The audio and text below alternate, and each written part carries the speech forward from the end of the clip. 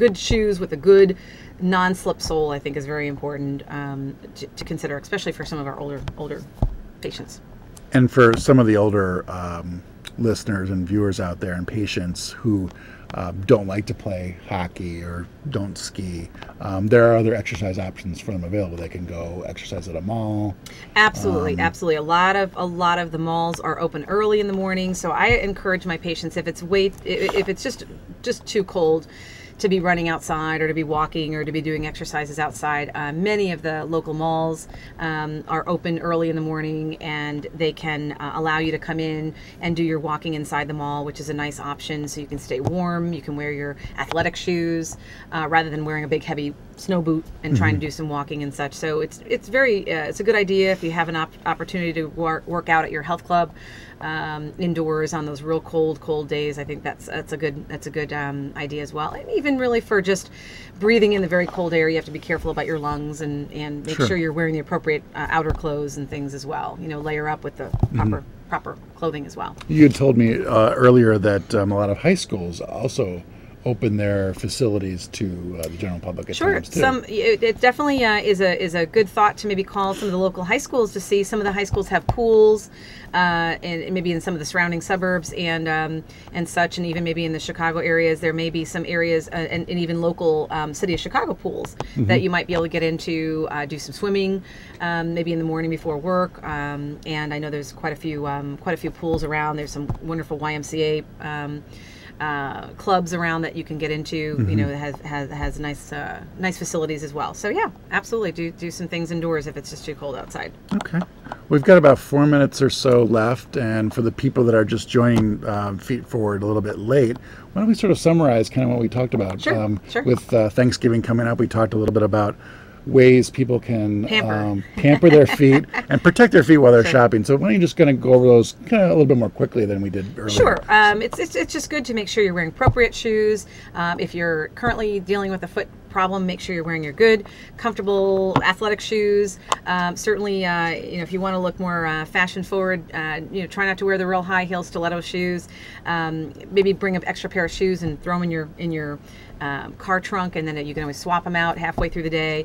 If you're going to sit down for lunch, make sure you do some ankle circles and do some range of motion for your ankles. You can do some heel lifts and toe raises when you're standing on line waiting for that special toy for your child that's been on back order or something. Right. And I just think probably just wearing the appropriate shoes is probably one of the most important things you want to do for just being comfortable while you're shopping.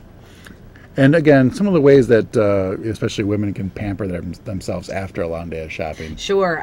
Lots of good ways that you can kind of roll over your foot. There are everything from, we were talking about a super ball to a golf ball. You can roll over that. You can take a frozen water bottle and roll over that, and that will give you a little cold as well as a little bit of massage, or just a soup can. You can massage your feet, and that usually feels very good. And some of the bed and bath shops will carry those foot rollers, little wooden foot rollers that look like little rolling pins, and those feel really good. Certainly a good soaking with some Epsom salts, or using one of your foot soak tubs. That some of the new ones have the vibration and they have the heating and all that good stuff. So that's always enjoyable after shopping for a full day. Gotcha. Okay. Well, I'm going to put up the referral number. This is the 800 number for the Illinois Podiatric Medical Association. For those of you who might have heard some interesting things about holiday and outdoor foot care and might want to go see a podiatrist before you engage in some of these activities, you can call this 800 number. You'll get 2 or 3 referrals to podiatrists near you. You can choose who you want to go see. You can also go to the website, which is ipma.net, and the same function is available online too, and it'll spit out 2 or 3 podiatrists near you as well, and you can decide who you want to go see. So we definitely encourage you to take advantage of that free option.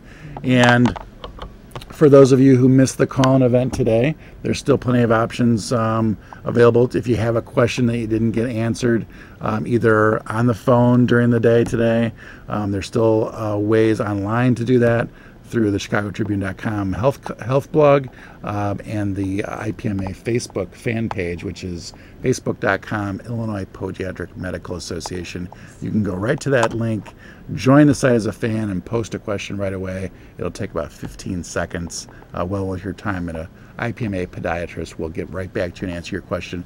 And you'll be helping out some other folks too, who also will see your question and the doctor's answer too. So, it's the old thing in class. If you're afraid to ask a question, it probably means that there's 15 other kids in the class that have the same question. Yep. So the same thing with this. If you have a question, you'd be surprised how many people you might actually be helping out by asking it, because they'll have the same question for you. Absolutely. And feel free to call us or email us or get on Facebook, and we certainly want to get out the message that's very important to take good care of your feet, whether you're diabetic or an athlete or somebody who's just walking to work every day. So we definitely encourage you to give us a call. Great. Thanks for coming.